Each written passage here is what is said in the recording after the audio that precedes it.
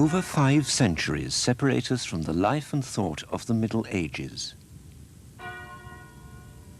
But its architecture still dominates the landscape of modern England. Great abbeys, though ruined and remote, rise over farms and pastures once their own. Cathedrals still tower over their cities. And the medieval parish church remains a landmark for its village and its countryside.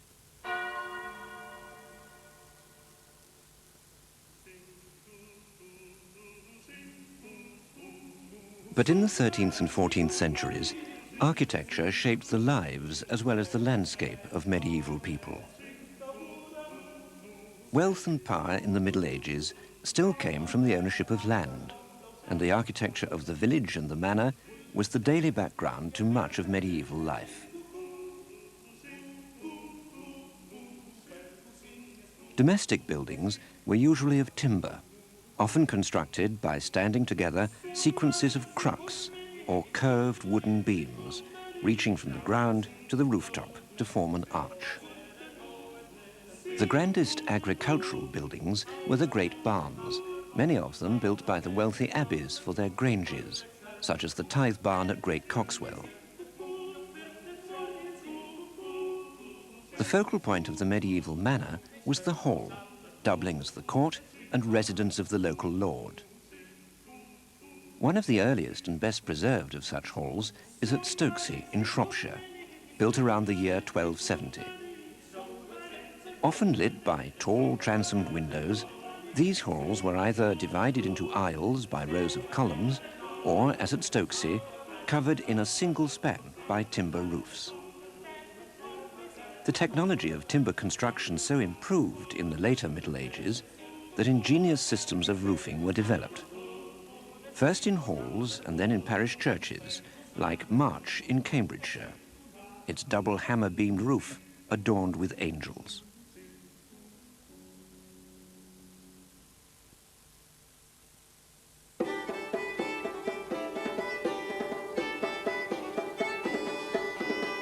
Stokesay was built for Lawrence de Ludlow, a country gentleman, but the son of a clothier from the town of Ludlow. Towns profited as much from the land as the gentry and the nobility. In the late 14th century, the merchant William Greville proclaimed his prosperity with the elegant facade of his townhouse in Chipping Campden.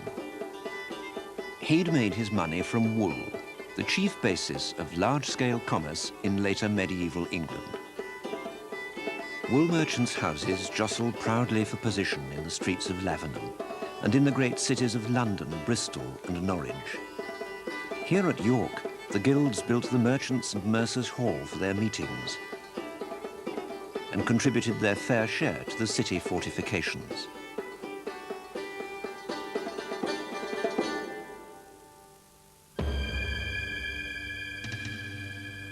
But the richest beneficiaries of commerce and landed wealth were the higher nobility, the earls, the greater barons, and their ecclesiastical counterparts, the bishops and abbots. The income from their estates built their castles and palaces, at once strongholds, residences, and symbols of lordship. In the late 13th century, the architectural design of castles in England and Wales reached its apogee. As pieces of military engineering, Edward I's Welsh castles, Harlech for example, had no rivals in Christendom. When the Earls of Beauchamp, in the later 14th century, extended their Norman castle at Warwick with a formidable line of towers, gatehouse and barbican fronting the town, they were able to draw on the most advanced techniques of fortification. But they were also evoking a dream world. Castles were built as symbols of imperial or ducal power and as settings for the ceremonies of chivalry. Thomas Beauchamp, one of the victorious commanders at Cressy and Poitiers, must have seen in the self-consciously picturesque silhouette of his new towers and battlements not just an effective system of defense, but an evocative image of chivalry and romance. as if a fairy palace had stepped out from the pages of an exquisitely illuminated manuscript.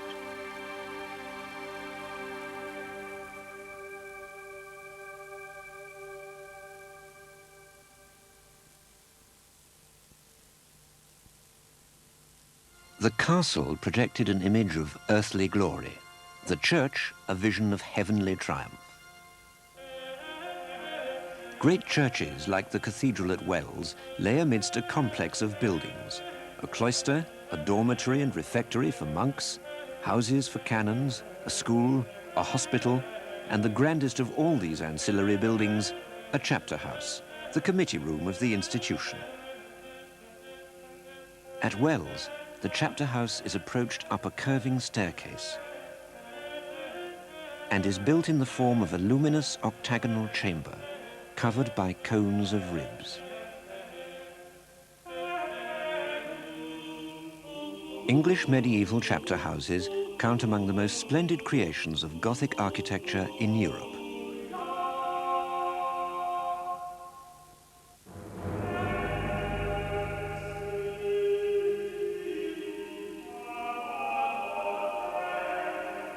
At the summit of this architectural hierarchy stands the cathedral.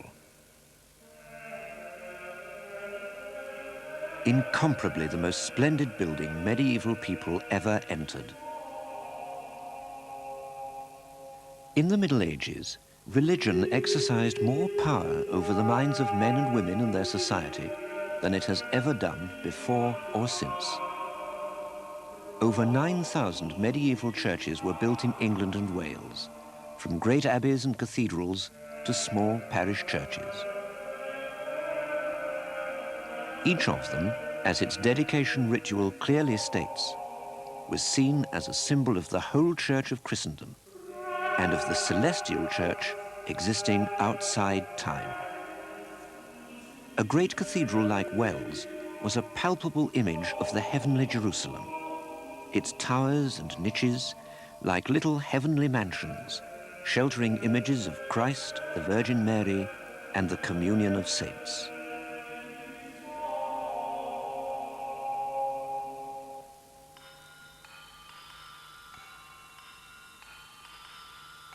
The church functioned at every level of medieval life. Its towers, besides housing bells and even sometimes lanterns to guide home ships, proclaimed the pride and wealth of a community. At Wymondham in Norfolk, the monks, who owned the choir, built an octagonal steeple for their belfry. The laity, who owned the nave, upstaged it with a vast western tower of their own. The church porch often served in its upper story as a schoolroom, and in its lower as a place for sealing business transactions or marriage contracts. The facades of cathedrals served as backdrops for courts, judgments, and theatrical performances.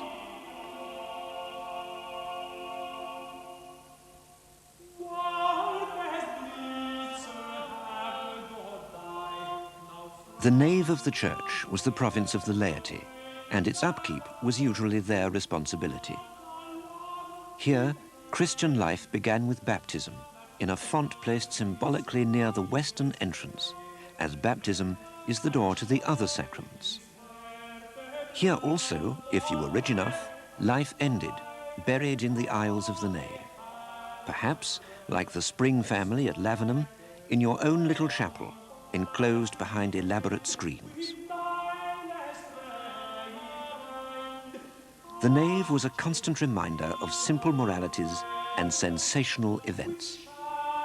Its walls were covered with frescoes, depicting, especially over the choir arch, the four last things: death, judgment, heaven, and hell. Such grim warnings found favor with the hellfire preachers of the day, the friars. The later Middle Ages was the age of the preacher, and the naves of civic and parish churches reflected the popularity of long and rousing sermons. Permanent seating was introduced, often carved with its own set of moralizing images, and the proportions of the interior were kept wide and open, in imitation of the spacious auditoria of the friars' churches.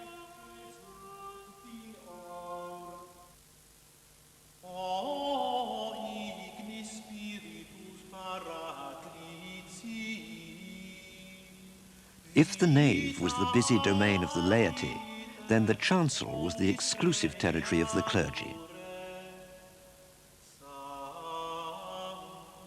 It was separated from the nave by a large painted screen, above which rose an awesome sculpture of the crucifixion. Beyond it, the choir was treated like a secret church within a church.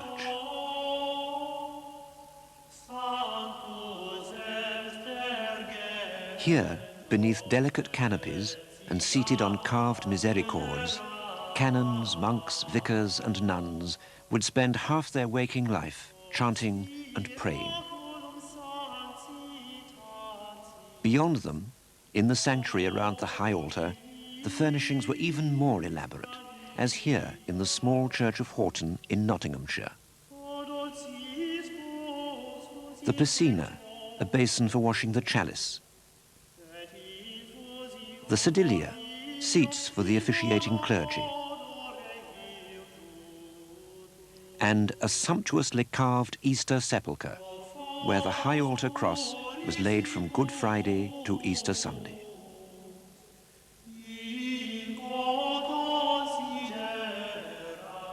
Choir and sanctuary were often surrounded by chapels, the most important dedicated to the Virgin Mary. She was the most popular saint of the later Middle Ages, and her Lady Chapel often jutted prominently beyond the choir, as here at Wells.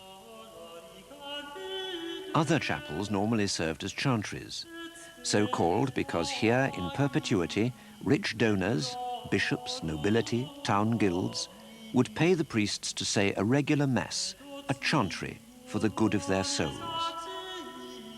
Chantries and burial chapels proliferated throughout the church, either jostling up against the high altar, as here in the Clopton family chapel at Long Melford, or tucked like toy buildings between earlier piers, as in Bishop Bubwith's chantry at Wells.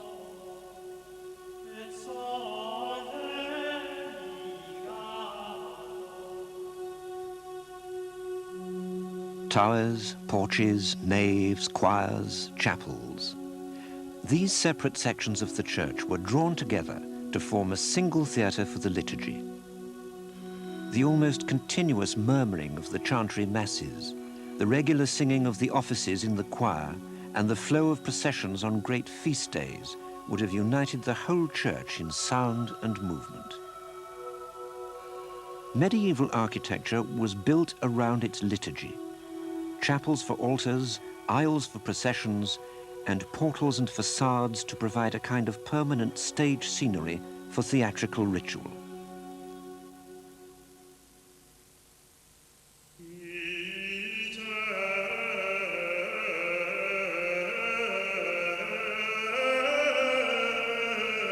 On Palm Sunday, a great procession would have stood outside the west front of Wells.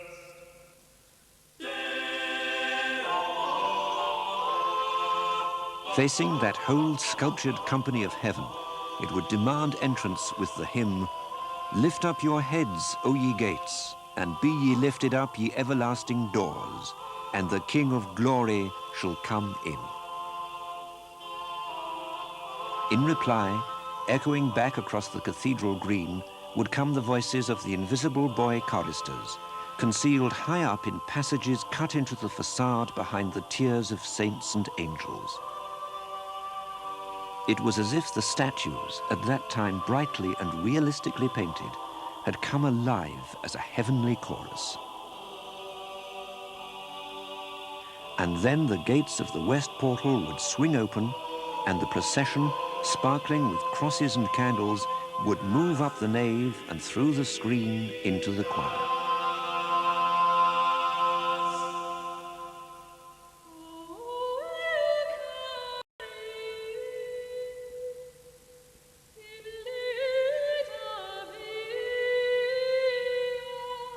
But it was the cult of saints and their relics which influenced church design more directly than any other aspect of medieval ritual.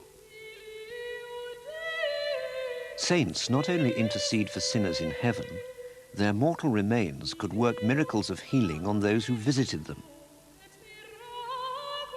Saints meant pilgrims, and pilgrims meant money, especially for building. The cult of relics lies at the heart of three great churches, which above all others shaped the course of English Gothic: the choirs of Canterbury Cathedral, Westminster Abbey, and Gloucester Cathedral.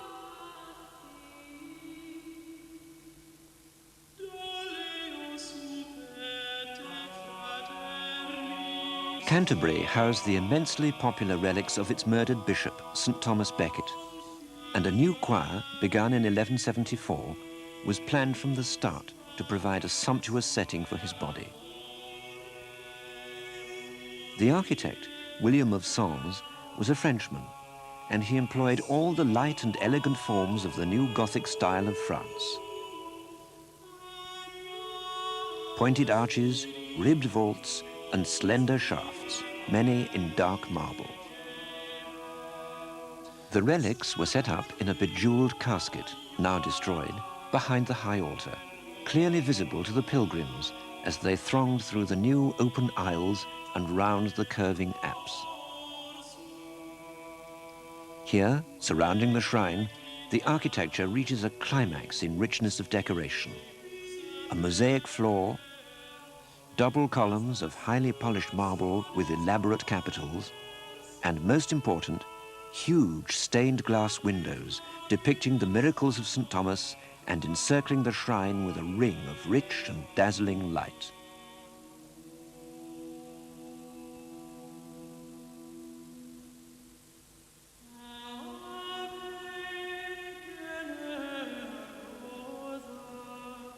Coloured light, that most essential quality of Gothic, is also the theme of Westminster Abbey, founded by King Henry III 70 years after Canterbury Choir in the middle of the 13th century. Here, the body was a royal saint, Henry's beloved King Edward the Confessor, and his shrine forms the central point from which the whole curving system of apse and chapels radiates. On that complex plan, Henry raised a monument to his own lavish and cosmopolitan taste.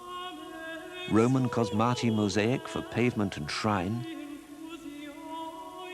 a carpet of diaper patterns, once brightly painted, spread over the masonry, elegant figure sculpture, and to mimic the fashionable French Gothic which he so admired, an interior of soaring height, lit by large windows subdivided in the latest French manner into geometric patterns known as tracery. Tracery windows dominate the transepts as roses and transform the chapter house into a cage of glass.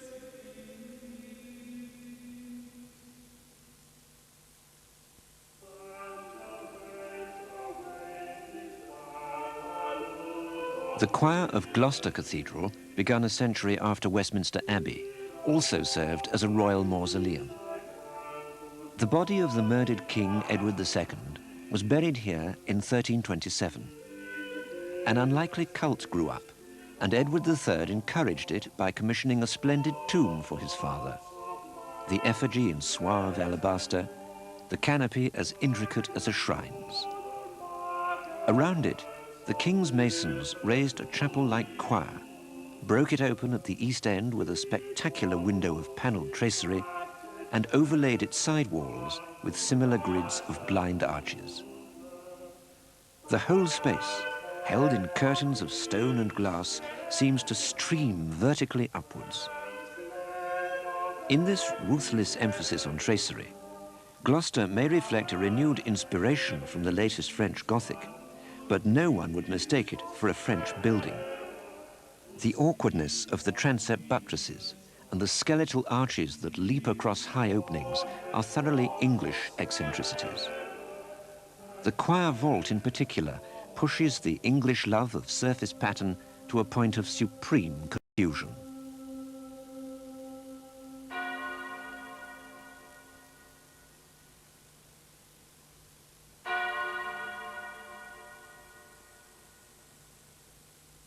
Canterbury, Westminster, Gloucester. Each owed something to the French Gothic of its day.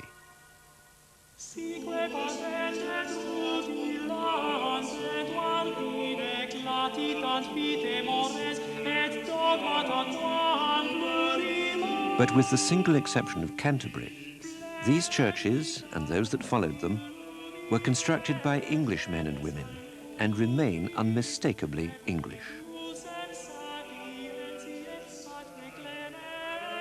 So English, perhaps, that our medieval architecture has slipped unconsciously into the background of our lives. It is there to be rediscovered. To enter the grandest or humblest of Gothic buildings is to go back into the physical setting of medieval life. And in their craftsmanship of wood and stone and glass and paint, we can still recapture at first hand something of the vitality of that age, preserved in the pride, the piety, and the imagination of English medieval art.